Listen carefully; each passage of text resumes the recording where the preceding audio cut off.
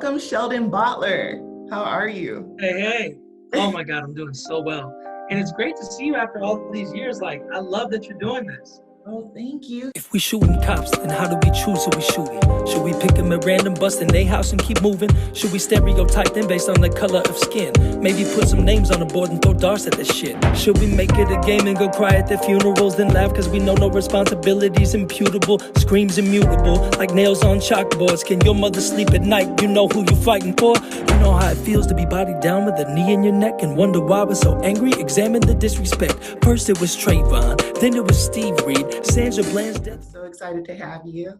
So let's tell the viewers who you are. Go ahead.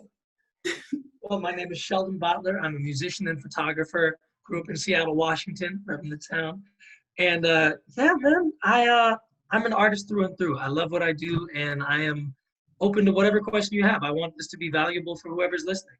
So how's COVID been treating you? Like, has that stopped work or how's that been? So back in, I think it was like 2010, somebody was prepping me for entrepreneurship. They're like, you know, we're going to college, that's awesome, but there's going to come a point where everything's just going to crash and you have to have your own business. And I, over the last 10 years now, have been doing photography consistently. And my whole thing was, as long as there are people, I have a job. Yes. The only part of this COVID crisis that really got me is when they were forcing social distancing. Yes. It was like, I literally now don't have access to humans. I'm out of work. But what was beautiful about that is it made me become way more innovative. Yeah. Like at the top of the year, I had designed a photography course that I could sell online. Yes. And I immediately was like, don't stress. Now's the time to learn about marketing and get this class out there because one, people are going to want to learn how to do things independently because they won't have the funds to pay a photographer every time.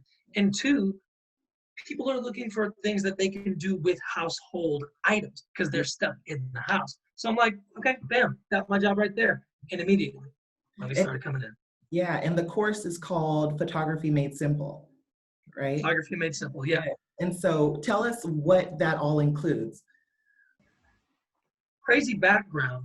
A dear friend of mine, Noel Durity, he's creating a thing called NDC Academy, and it's a training facility for young entrepreneurs.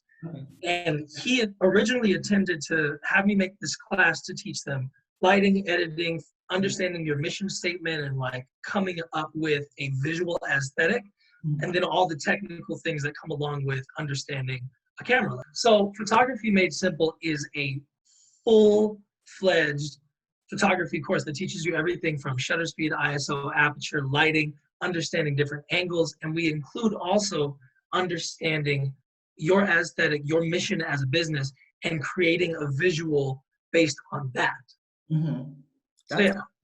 That's awesome because I know right now, obviously social media has been booming, right? Everybody wants to know how to take that perfect picture, right?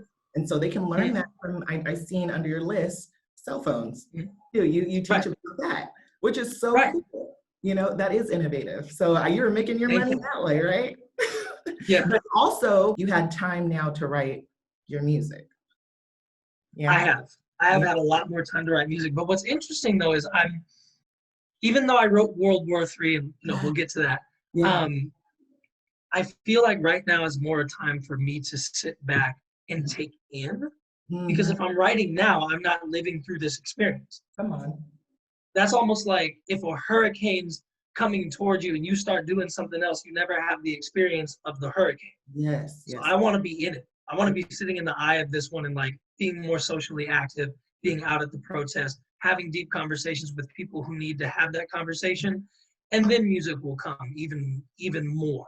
Yes. So let's talk about that. So on top of the pandemic, we witnessed the murder of George Floyd, which sparked a national and international movement for racial equality and justice for lives lost by police brutality.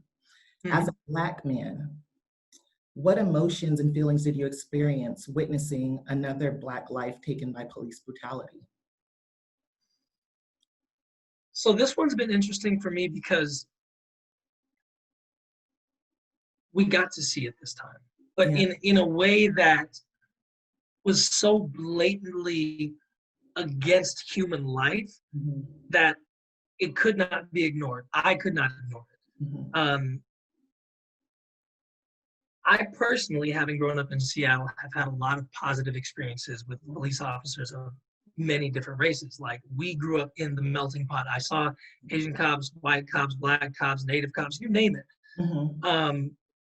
But I think for the first time in my life, I really saw, like, if one of these guys goes rogue, and if they're with the wrong team of people, they will kill you. End of story. And it doesn't matter who you are, what you look like, what you did. And every story that I'd seen for the past 8 years or so just came flooding in. And I just bawled. Like, I could barely stand for a moment. I had to sit down in the kitchen. I was right here in the kitchen, just on the floor crying. And I can feel your energy right now and the emotions coming through right now. And I'm getting goosebumps because I felt the same way. Sent me into a spiral of reflection and actually extraordinary hope, because I hate to say it in a crass way, but it takes a death to create a life. So it always takes a tragedy for people to understand the magnitude of something really atrocious. And what this has done for me is it's made me feel more comfortable to know who my allies are, because now people are like, oh my God, I'm sorry we didn't get it. And I feel like I can actually breathe a little bit now, because at one point I felt like having conversations about racial injustice would often amount to people going, oh, but things are better and this, that, and the other, and why are you so tripped out? And now I can go, that's why. That right there. That Breonna Taylor and everybody else, that is why. And there's no like, oh, it was in the past anymore. It's like, oh, that's happening now. And then every time people point out George Floyd, I'm like, no, not just George Floyd. There has been a line for years. Even when COVID deaths were spiking, I was like, can we look at police deaths? Like, y'all are afraid of this disease. How about these people? I think you did post something on your IG that I actually reposted, because I was like, it was the numbers of police killings. So let's talk about your recent release song titled World War III, All Eyes on Me. Very powerful. I think when you first posted it, it was just a snippet of it. It was already up. You uploaded it, the full song on YouTube. And what I heard just on your Instagram with that snippet, I was in a place already emotionally, you know? Look, I'm getting emotional right now. But when I heard your lyrics and just the oppression that we have faced, that song also gave me hope, you know, at the end. All Eyes on Me, it just felt very spiritual at the time where I was sitting listening to it. So can we talk about your state of being, creating that song, how that song even came about? So a few days after hearing about George Floyd and then participating in a few protests, I realized that in my artistic journey, I have not allowed myself to be fully authentic. I've branded myself as the person who is going to be uplifting and kind of lighthearted, India Irie-esque.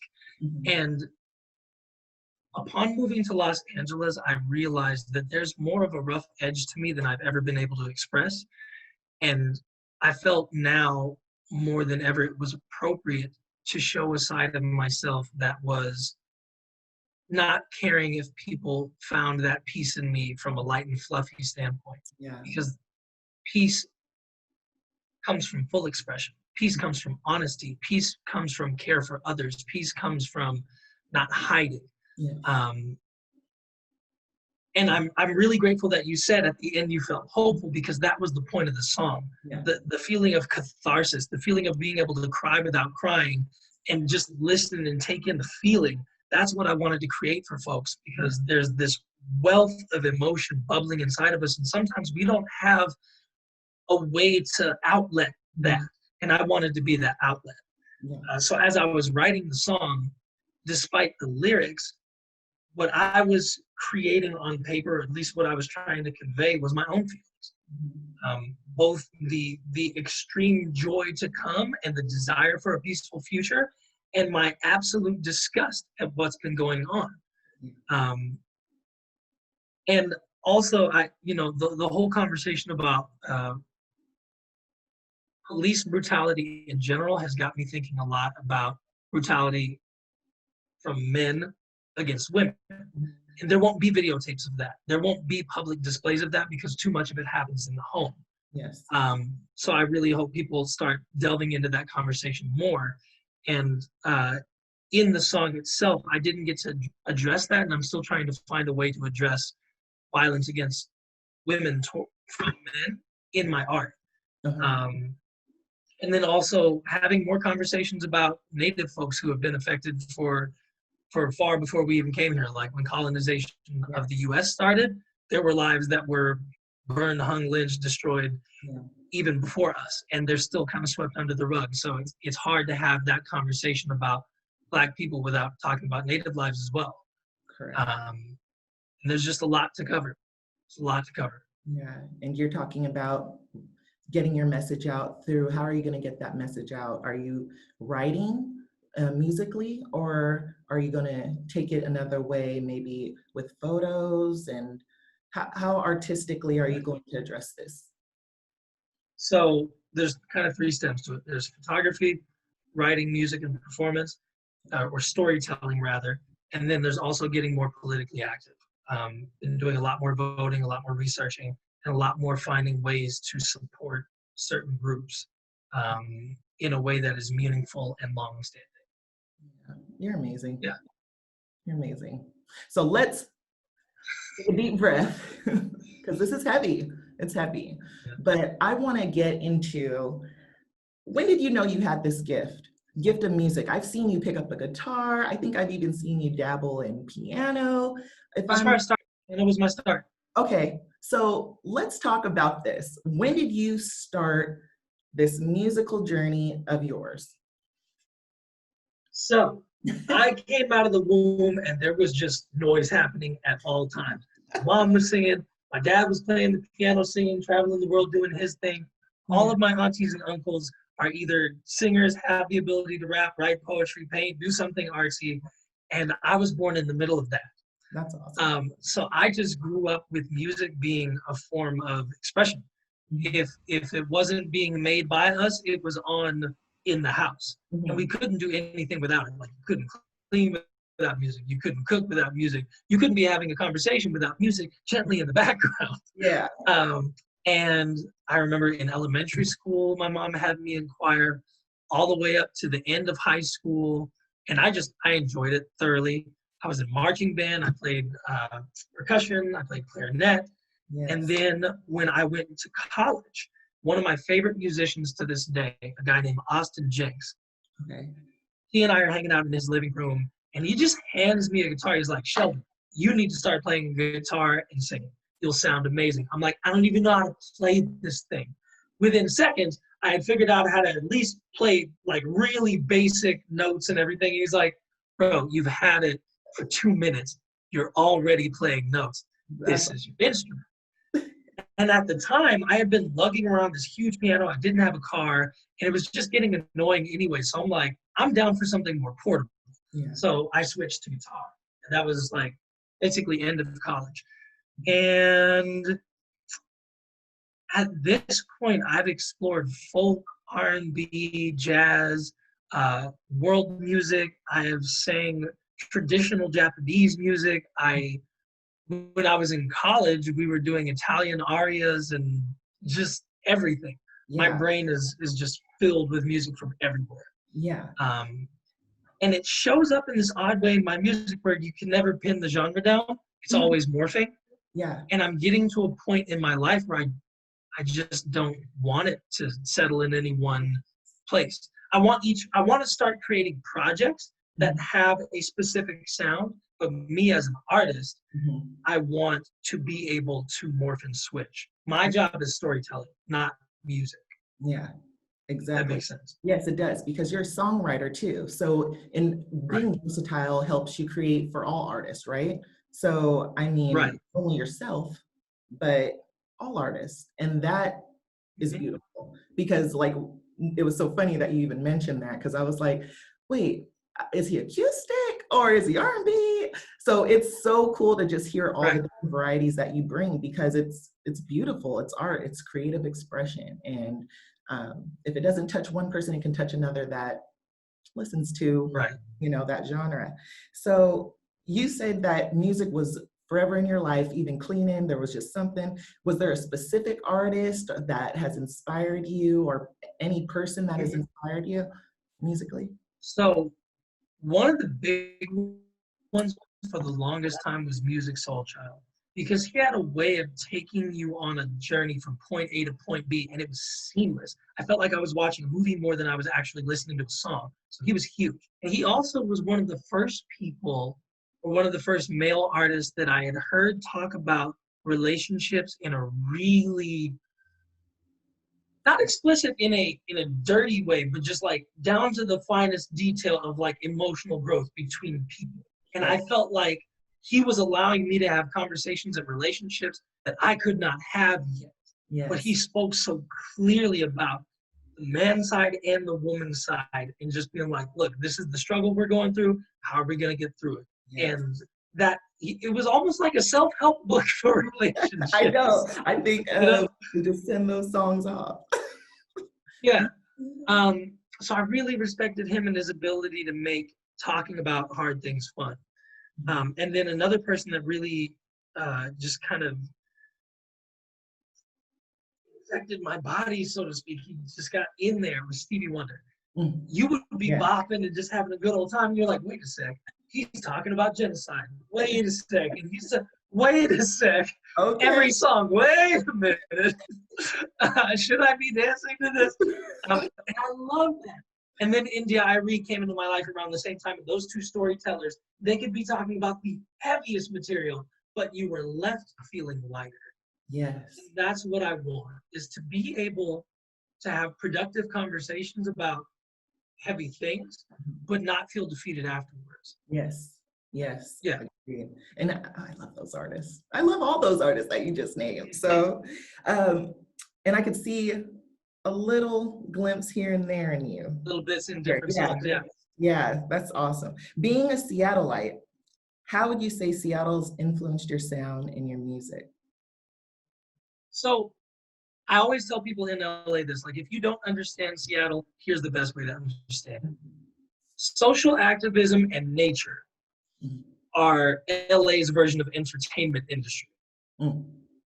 Growing up, the music that came out of me was very much social justice oriented. Always talking about social issues, always talking about like uplifting peace, racial this, sexual orientation that, you name it, just kind of pouring out peace and using a lot of nature references. And the sound, that kind of folky, white sound. I don't know how else to put it. Look, like, it was always in me, because that's what I was around. Like, I grew up listening to Bob Dylan, and he's another storyteller that I'm like, you're fucking amazing. You don't sing like, it's not D'Angelo's music. Yeah. And that's what people, I feel like they look at me and I get on stage with a guitar and they're like, woo us with R&B. And I'm like, I'm about to sing a country song and you're going to like it. You definitely gonna like it. That's what it is. Like, when I wrote this, there's a song that everyone I've ever played it loves this song, What Do I Do? And I wrote it for Puget Sound to Energy for a leadership conference. And it was talking about the environment, just talking about environmental issues. Yeah. And it's this heavy waltz tempo. And I felt super at peace writing that song. It made me happy. When I came down here doing that, the same reaction was like, wow, that's dope. The writing is awesome. I love the driving melody, but where's the R&B? I know. They're like, right? That came out of you? And then people would always ask me, was that an original? And I'm like, yes. Yeah. Yes, it was. Black people are capable of writing anything that the human voice can produce. Exactly. Anything that a guitar can produce. If you grow a Black kid up in Spain, he's going to play Spanish music. Yeah. If you grow him up in India, he's going to play Indian ragas. That's what he's going to do. Yeah. I know on Instagram, there was a melanated brother in Japan, and he was on a talent show. Did you see this? And he I've just seen started, I've seen many. I've yeah, seen many. he started singing Japanese. Everyone's like, what? You know, so I mean, stereotypically in the music industry, they see a Black man come on stage and it's like, oh, R&B soul, you know, but that's awesome that you just change it up. You're like, nah, country today. Which is a big part of why I'm enjoying what people are calling the British invasion. Yeah.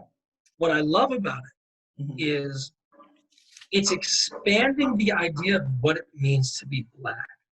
It's taking the idea of Blackness and saying it can sound so many different ways all across the world. And then there's an Afrobeat movement going on right now where people are like, yo, there are these African artists, blah, blah, blah. And one thing I missed growing up was having a sense of being a well-rounded human being because everyone wanted me to be Black. And I'm like, being Black for me is a lot about historical context, growing up in America and a particular experience. But as far as how I move and operate as a person, I'm a full-on human being. I'm a world fucking traveler, multilingual human being. You are. And I'm able to express myself in any way that humans can express themselves. I should be allowed to. Preach. Preach. That's right. I want to sing Irish music. I'm going to do a damn jig. In a kilt. Okay. In a kilt. Exactly. Okay, so moving on to the next question. Sorry. Now that you currently live in Los Angeles, California, how does the music scene differ from Seattle's music scene? Or you could talk about any city that you performed in because you've performed in multiple cities. How that compares to Seattle's music scene? Here I find that there's a lot of pop, a lot of really talented pop artists.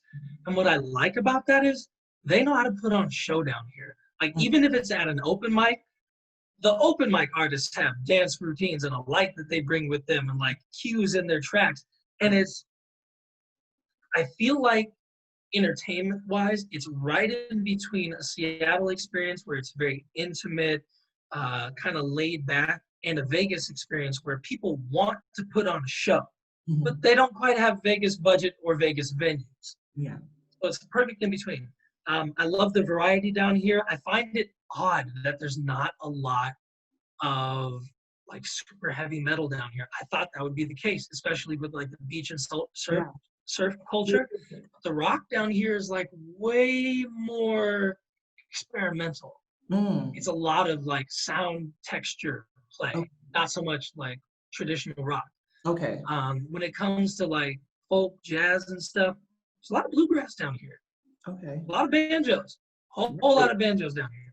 I didn't see that coming at all. I wouldn't think. Yeah, banjos and violins all day down here. But I think, you know what? I think it comes from the fact that there's an appreciation for classical music.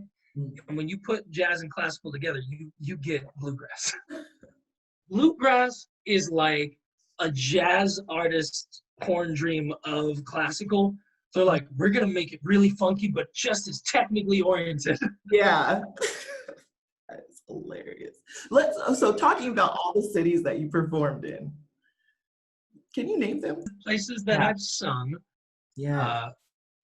I'll just do states because that's easier. Okay. Washington, Hawaii, Oregon, California, Texas, New York, DC, Switzerland. Wow. Minnesota, South Dakota, and Maine, Vermont. The list goes on. Hold up. Wait, what was? Vermont.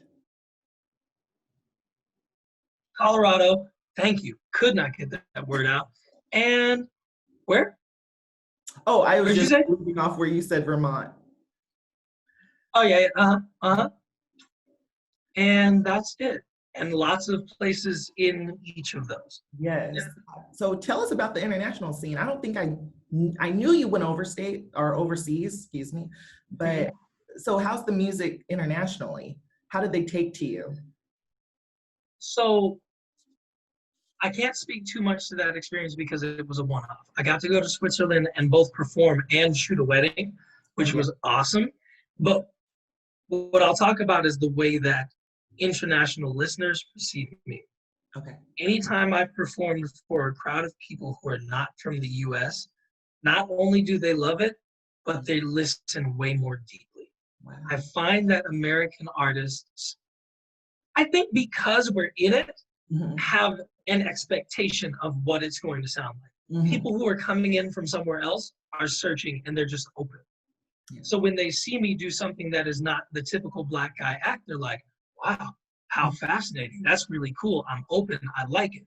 When Americans hear me, they're like, wow, this is dope. I like it. I love it. But then they have to also get through the filter of, but I didn't expect it. Yeah. I had a perception of what was going to happen. And for the first few minutes of the set, you can see their brains going, that does not compute. And then after the first song, they're like, okay, I'm in. Sorry, I just had to get the gunk out. Right? And you can see this on the stage, like. I can see it on their faces where they're like, yeah, Black guy with the guitar is about to be sexy. Wait, oh, you got something to say. Oh, interesting. Oh, and then it gets deeper and deeper with it. They just lean in closer, and then they're singing with me. And that's cool. So let's talk about this production of your music. So I know you produce majority of your songs because you just have the skill to do it, and you probably have the sound that you want your songs to be. So have you worked with any other producers, or is it specifically just you behind your music? So the last song that I did, World War III, was actually produced by a guy named Alec Martinez. And I tagged him in his old camp. But they gave me a shout out randomly where they're like, yeah, we found you on Instagram and we love your music. We want to collaborate with you. Yeah. Now, what was funny about this whole circumstance was they didn't know that I was looking to rap at the time. Like, I wanted to finally express that side of myself and let it out. But what I'm not good at is making beats. Like, I can give me a piano, a guitar, a bass guitar. I will make you something that sounds very live. They sent me some music thinking I was going to send back some hooks. And they got back the song that you heard. And they're like, what? He raps and he does that? And even I was like, damn, I could do that if I just let other people collaborate with me. Yes. So that was a fluke. And we're going to be working together a lot. We've got a private project that I'm not going to speak too much on because from that moment, we said, oh, this is a lifelong partnership. We're going to do this. From a random Instagram introduction. We had no mutual connections. They found me from a hashtag. See, thank you, social media. What hashtag was that? Yes, thank you, social media. Right? I should have asked them, actually. Interesting. But me producing music really started off more from necessity. I didn't have the funds to pay other people to do what I heard in my head. And I'm also extremely impatient when it comes to trying to explain to someone over and over, no, like this.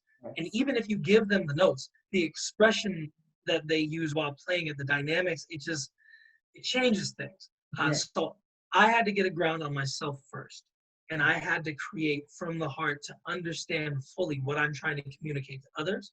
Now that I'm very in tune with what's going on in my head, not only can I communicate it and create it, I can assist others in helping me accomplish the sound I'm going for.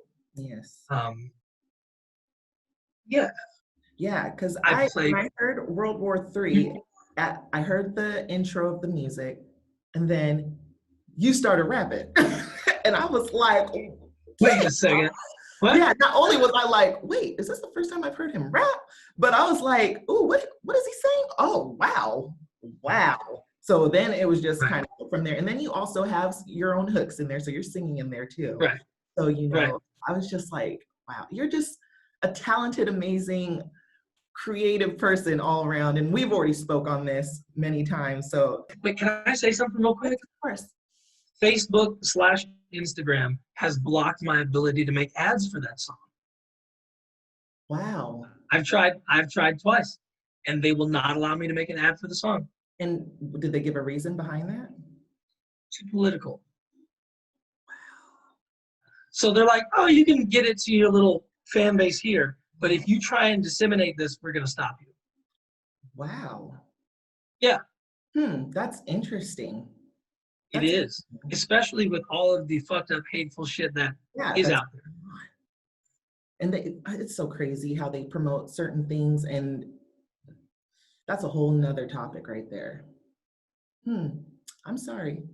Well, my next project is going to be an ad called Banned, and trying to get people to see it by this.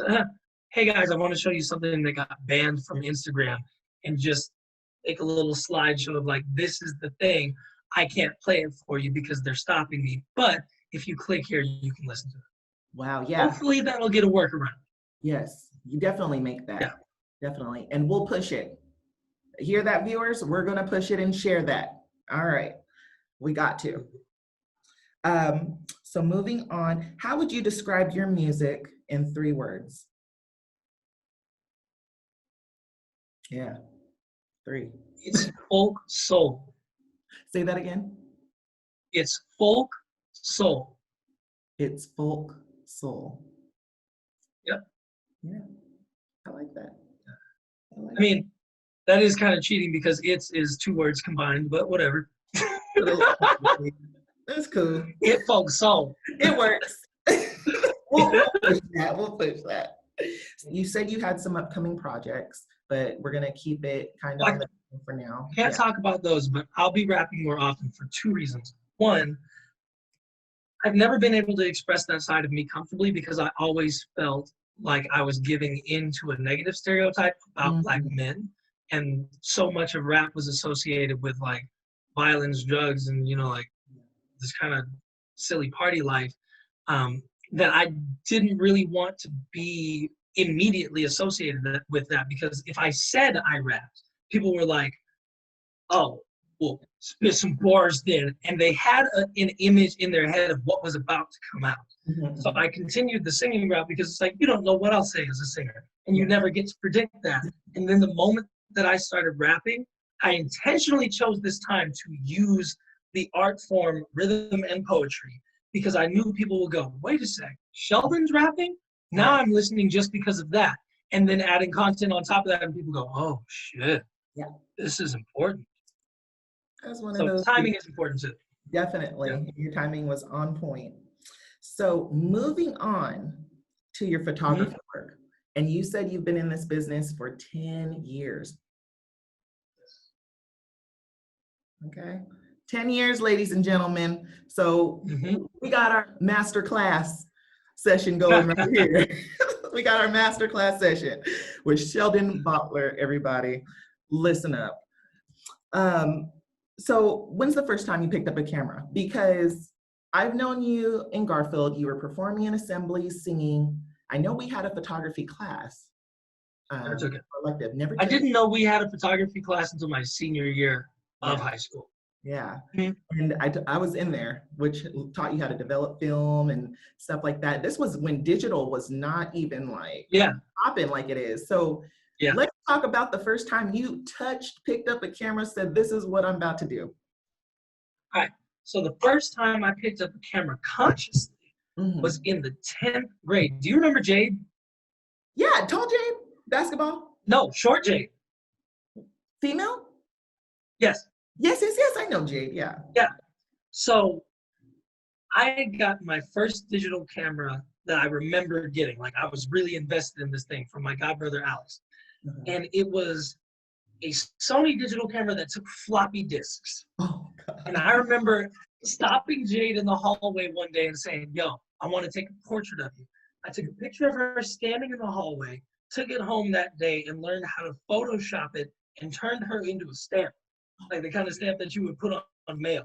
Yeah. From that day, I was like, yo, photography is amazing. Yeah. And I was taking pictures of everything from trash on the ground to pictures of my friends. Anything I could take pictures of, I would do it. But I never knew that it was a business until fast forward probably 12, 15 years, 2013, when I moved to Los Angeles. Okay. I'm taking pictures for free at concerts because I just wanted to meet new musicians. And I figured, what a better way to meet people than to give. So I'm taking pictures of people's concerts. I'm like, yo, what's your email? I'm giving these for free. Immediately, people are like, what's the catch? And I'm like, What is a catch? What do you mean, what's the catch? What am I supposed to do with these pictures? Have them. They're not sitting in my hard drive. And they're like, well, you know, people usually charge for this. Ding, ding, ding. What? People do what? But like, my first thought was, this is a career? Like, people take pictures for a living? Yes. And I kept getting the feedback over and over again, like, why aren't you charging for this? This is better than things I've charged for. That became the new narrative. This is better than what I've been paying for. And I'm like, I mean, look, if you're forcing money on me, you could make a donation or something. And they're like, do you have PayPal? I'm like, what's that? Do you shoot headshots? What's that? And I remember actually the first time someone said, do you shoot headshots? My response was, what's a headshot? And without punching me, they punched me with their eyes. Yeah. Like, how stupid are you? You're in Los Angeles and you don't know what a headshot is and you own a camera. Yes. So that set me off on the professional journey. End of 2013, I was walking around with the question, what is a headshot? And I started asking anybody I saw with a camera, like, hey, do you do this professionally? And then I started meeting these key players who later in my life would become major mentors, good friends who taught me everything that I know about photography. Now here we are, 7 years professionally, 10 years a hobby, and it is paying all of my bills and allowing me to do music freely, travel the world, and I love it. Such a blessing. And this comes from not only trying to push yourself into the career of music, the music industry, by taking photos of these other artists, right, and networking, but it became something that now you are just established in. Your work is so beautiful. It's so beautiful. Every time you post something, I'm like, dang, those crisp edges. That's a crisp picture. Look at that light and all. And everybody is just smiling. There's some that are serious and more artsy. So let's get to that. What style of photography do you do? So I've branded myself as a personality photographer. Okay. What I want is people's sincere expression. I personally do have a bias. You were talking about the smiles that you see. I see a lot of pain in this world. I see a lot of focus on the problem, and I really want to uplift solutions. I want to uplift joy. I want to uplift multitudes of people who are really passionate about what they do and who they serve, but only sincerely. One of my favorite compliments that I get all the time is, I feel like I know the person when I'm looking at your pictures. I'm like, that's what I want. I don't want my interpretation of you. I want your best self coming through in awesome lighting, a great setting, and good styling. Yes. That's what I want. Because it does come through. I think this recent one, I don't know the woman, but she's in red with a white background. You just recently posted it. I don't know. What?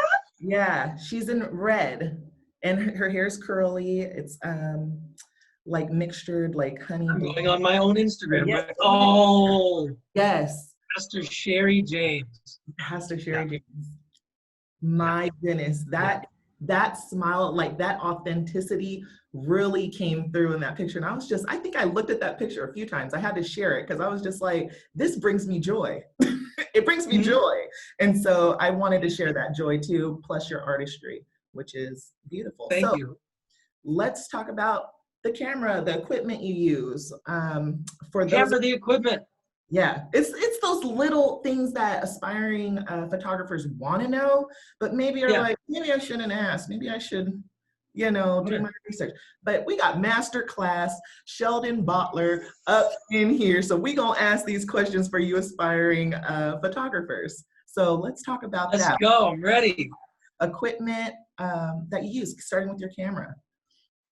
Okay, so my first and foremost thing is, no matter what equipment you have, if the story that you're trying to tell is clear, the photo will be fire. Okay. Because if you think about, like, people often get caught up on like quality of image from a standpoint of sharp images, no pixelation, really heavy color saturation, whatever, or good color composition.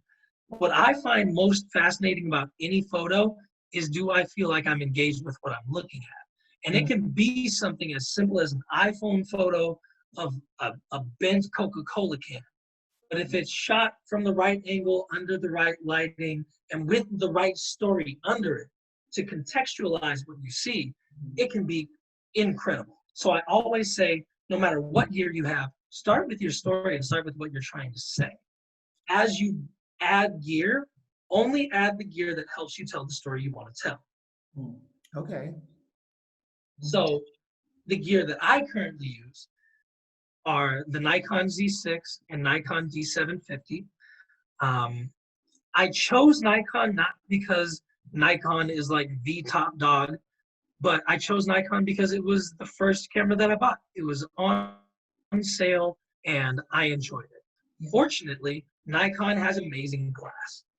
Their lenses are some of the most tack sharp, beautifully color accurate, and durable lenses that you can find on the market.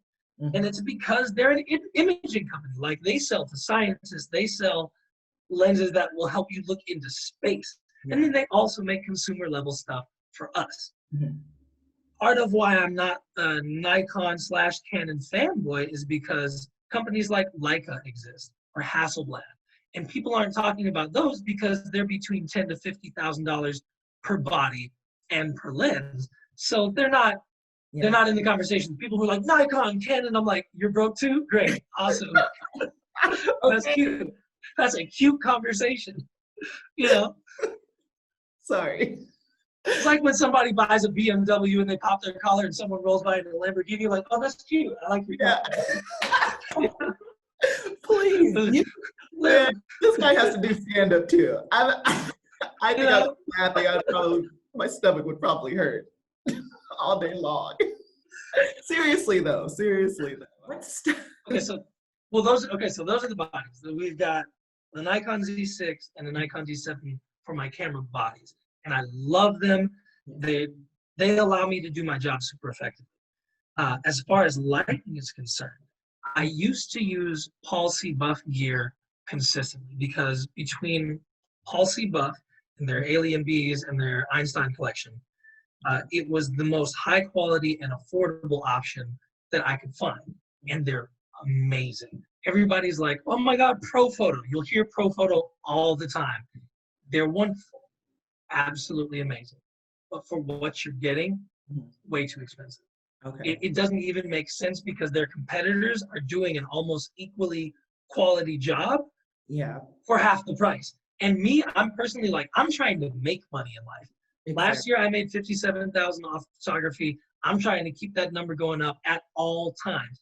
And people get caught up on having the most expensive gear when you can do the same job with less expensive gear. Not less quality gear, less expensive gear. Yes. And if anybody, this is a very LA thing to say.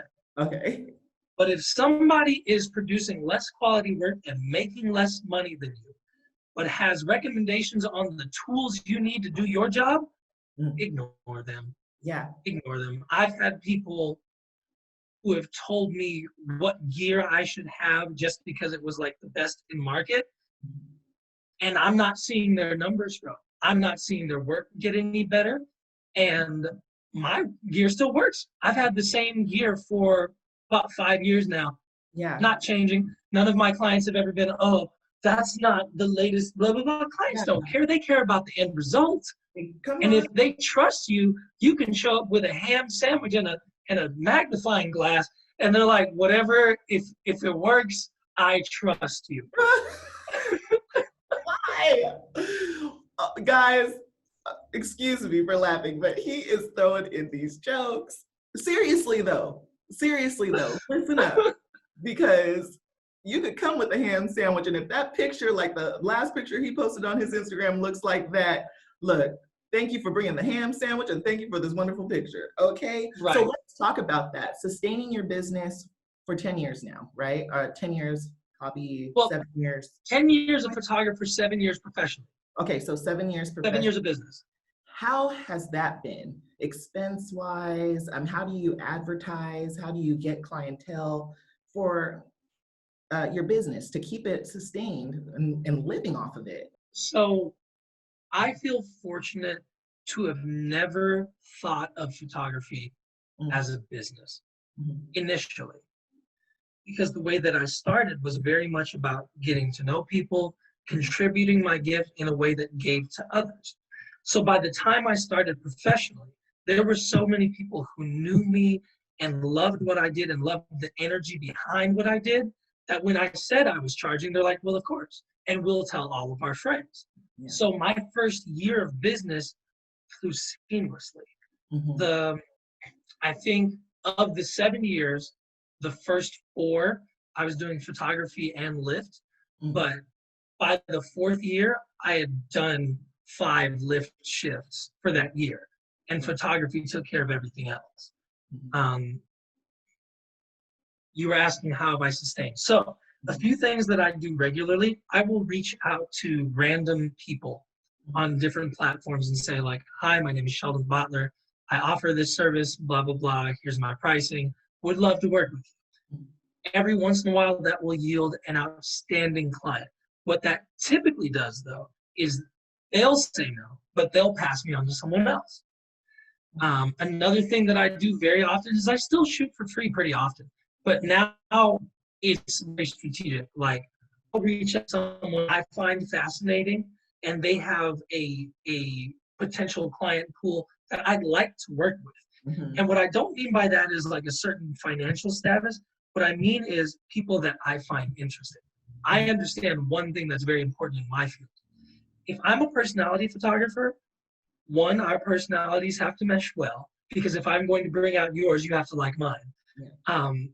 And I find that certain kinds of people really vibe with me. So I'm looking for people who are very like spiritually conscious and into understanding the world around them. I'm really into people who are foodies and who like to travel. Like the open-minded kind of hippie business crowd, that's my people. Somebody who's like the CEO of a company who's also going on a yoga retreat in Bali in 2 weeks, that's my peeps. You know? Folks who are open-minded as far as like sexual orientation and race relations and this, that, and the other. Anybody who's seeking to understand humans more deeply, that's my crowd. And I make sure to target that niche, because it's two-parted. One, for my business to thrive, the pictures have to look good, which means my relationships with my clients have to be solid. 2, I don't like to work. I don't like it to feel like work. I want to enjoy every day of what I do, and that means saying no to certain people. I don't take on every client. I have straight up told clients in conversations like our consultation, I would like to refer to you to someone who will be able to provide you the best quality product. And they'll go, wait, what are you saying? I'm willing to pay you. It's not about budget. And I go, this has nothing to do with budget. I don't feel like we're on the same page. I don't feel like I can provide you exactly what you need. I leave it at that. I've had people get mad at me before. What are you saying about me? And I'm just listening to them reflect on how they feel about themselves. And I'm like, oh, I wish you healing. I wish you a lot of healing. Because all I said was no to you, and your brain went. That's interesting, because I think that you hit a key point that you don't have to accept all business, especially if it doesn't fit your person or your niche, like you said, or your personality. Like you said, want to feel like it's organic. And I like how you have a consultation prior to. I think that's cool. I don't think a lot of photographers even think about having that. They're just like, oh, you want a photo? Come on, you know. But hell no. Get in there. Like, I want this angle. And you're like, oh, okay. No. I learned that lesson a long time ago. So when I started my Yelp page was the first time that I realized it's not wise to take every client. Certain red flags that I look for in clients are clients that don't read. I will not work with you, because then it leads to major miscommunications. Clients who have really stuffy attitudes about anything, like if I can't speak candidly with you and ask you very personal questions and kind of dig in, I cannot work with you, because my job is based on knowing you well and creating images that represent my knowing of you. Also, people who are generally speaking willing to be, not always, but willing to be lighthearted and open, I need to be able to work with folks like that.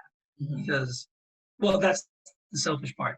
I need to enjoy you too. Yeah, and you need to People have tend creative, to, well, people tend to talk about, if I'm going to hire you, Shell, I need to make sure that I like you because I'm paying you money. I'm hiring you. Now, you, on the other hand, could say the same thing about me. Well, client, before you give me your money, I need to like you. right? Right?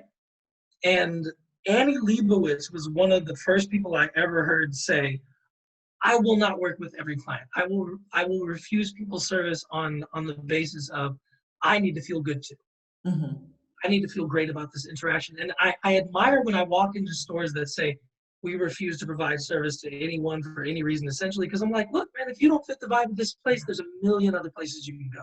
And also, I want you to have a good experience. If I don't feel good, you're not going to feel good. You're going to go tell your friends you didn't feel good. And I had control because I could have just said, pause. This isn't going to work. People do it with dating. It starts off really bad and they're like, I'm going to make it work. And then they leave the relationship and this person over here saying, yeah, they were shitty. And you're saying, yeah, they were shitty. And neither of you is looking at yourself like, how did I cause this? Yeah.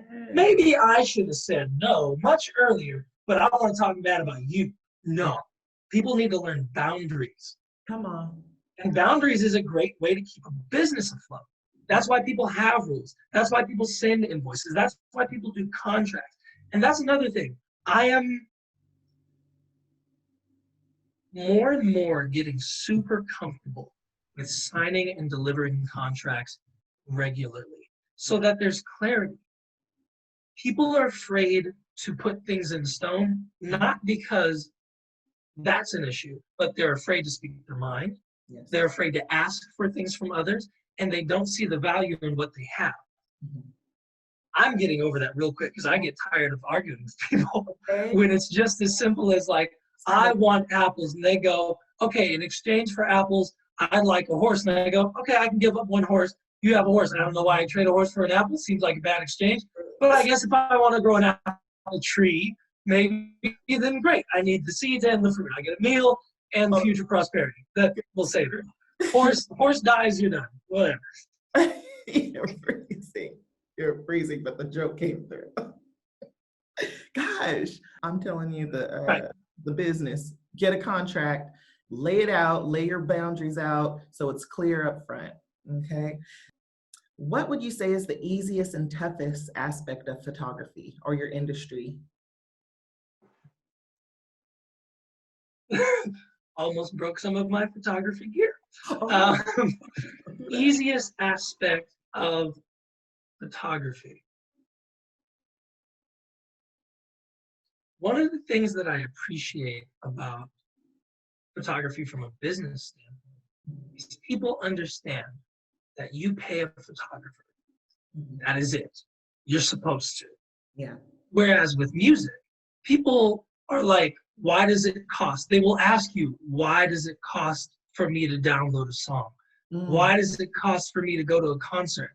Can't I just buy a plate of food? It's like, yeah, that supports the restaurant, not the musician though. I love that there's clarity there, and there's a bit of statistic, which has made music very easy for me because if someone establishes a relationship with me as a photographer and our first invoice was $1,200, they're not going to ask me to do a free show. And if they do, I get to look at them like, excuse me, what did you say? Yeah. Free what? I got bills. Okay. So that it makes it very easy to conduct business because people see it as a business. And they don't see it as a business where if I say no or refuse to haggle, that they have more leverage on me. You don't. I just said no to you. And you have no more leverage unless you have something to offer that's of value to me. Yeah. So I think that's the easiest part of it from a business standpoint. From an artistic standpoint, I love that people see it as a free. Okay, let me gather my thoughts here. what I love about photography from an artistic standpoint is that every photographer is appreciated. No matter how you shoot, somebody will appreciate your art form in the same way that you can walk into like the best fine art gallery and one person's going to go, that looks like a 5-year-old drew that, and it's selling for $15,000. And somebody else is going to go, but no, you don't understand the lines and the story and this and the material they used and blah, blah, blah, blah, everything behind it. There's a picture for everybody. Yes. There's a picture for everybody. And I love being able to express myself my way. Mhm. I've never felt the need to shoot like someone else, unless clients go, hey, I'm looking for pictures like this person's. And I go, have you seen my website? And they go, oh yeah, I checked it out. I like this image, that image, this image. And I go, great. I can provide you something like those. If you're looking for something like what that person does, I can offer you one of two things. I can get really close and try to mimic that style, or you can go see that person.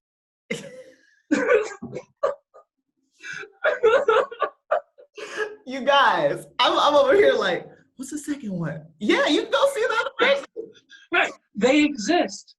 They totally exist. And that's what they do. They specialize in that shit. Go see them. Oh, they're in New York? You don't have the budget to go there? Well, you're stuck with me. Okay, I love you. Or we don't have to shoot together. That's the third option. Yeah. If I don't meet your needs, there's plenty to pick from. Back to the whole dating thing. If I don't meet your needs, there are plenty of fish in the sea. There are plenty of photographers, plenty of musicians, plenty of other businesses. Go get what you need. I'll give what I need to. Yes. Hardest thing from a business perspective, I would say, is getting through the riffraff. There are a lot of people who are on limited budgets and they want high quality work. So they'll spend $100 3 times on 3 really crappy photographers because they had a deal, when they could have spent $300 on me and got the job done right. Yeah. But getting through all the riffraff and making yourself known publicly, that's really the hard part. If you think of Coca-Cola, for instance, there's somebody out there making a small batch soda that's outstanding, but they don't have the same reach, they don't have the same marketing budget, maybe they don't have as great a marketing strategy, but they exist. There's, for every good thing you know, there's something far better. For every clear diamond, there's a clearer one. So that gets difficult. The difficult artistically thing is technology is changing so rapidly that imagery changes. I remember a few years ago, everything, Photoshop was like, everything needed to be Photoshopped. And I did not like the style. I didn't like how overly retouched everything was. And even if you looked at nature photography, it's like nothing in nature looks like that. That's heavily manipulated. Yes. But the technology often informs the culture and vice versa. So people's eyes get changed. What they like changes. And being able to present my very realistic but poppy style gets difficult depending on what the culture is looking at. Yeah. It's almost like with music, when auto-tune came out, people lost touch with what a real voice sounded like. So when they go to concerts, they're like, this is disappointing. And I'm like, no, that's what a real singer sounds like. Yeah. Sometimes they'll be a little off. The timbre might not sound like this digitized robot-y thing. And then the culture shifted and people were like, that's a lot of manipulation. We'd like to hear real singers again, because when we go to the shows, they can't do what was on the record. Yeah. And it was a trip too, because like when I think of, you know, having a child in the future, I go back to 5 years ago when every image you saw was someone with perfect skin, super contoured, everything body. And I'm sitting there doing photography like, I can see the liquefied tool pushing in someone's hips. I can see that they took a dress piece from somewhere else and added it onto their shoulder. And then you look at before and after pictures of like this pock-marked, pimply human being, and then the after picture of like this supermodel person with perfect skin. And I'm like, you guys don't even know the amount of lies that went into that image, yet you strive to be like that. Yeah. And I want to be as tech savvy as possible so I can see through lies. Obviously that is editing for a photography site, but just like people changing up words that come out of, or just the context from film, too, and what they're feeding. You know, it's just kind of like, wow, that is something else. And when you talk about words and imagery, even video scares me too, because we're at a point now where you can add elements in a video that were never there. Like if I want to add a dog, a real dog with all of its fur, walking down the street in Colombia somewhere, I can find an image of a dog, superimpose that, and walk it around. Now, you take that into the political sphere, you can drop a bomb somewhere and make it look like it was dropped there, or it wasn't. Or you can, there's a program called DaVinci Resolve, and they show the sample of 3 people running right towards the screen.